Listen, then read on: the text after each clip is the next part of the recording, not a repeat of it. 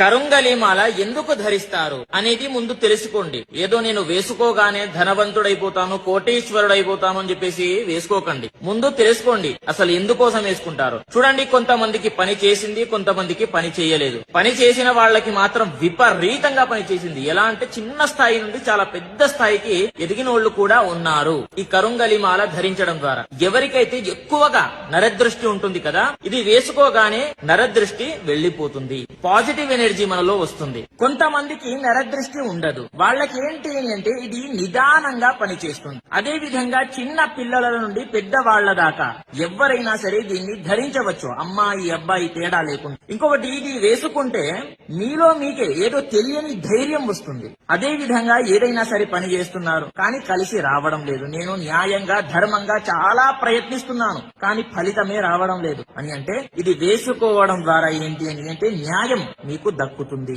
న్యాయం ఎక్కడైతే ఉంటుందో అక్కడ ఖచ్చితంగా ఇది ఉంటుంది అనేది గుర్తు పెట్టుకోండి, చాలా పవర్ఫుల్. ఇంకొకటి, చాలా మంది ఒరిజినల్ కరుంగలి మాల ఎక్కడ దొరుకుతుంది అని చెప్పేసి అడగడం జరుగుతుంది. చూడండి, నా దగ్గర అవైలబుల్ గా ఉన్నాయి ఒరిజినల్ కరుంగలి మాల.